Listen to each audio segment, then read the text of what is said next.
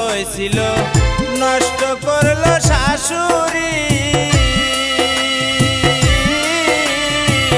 সাথে ছিল দাদি সরি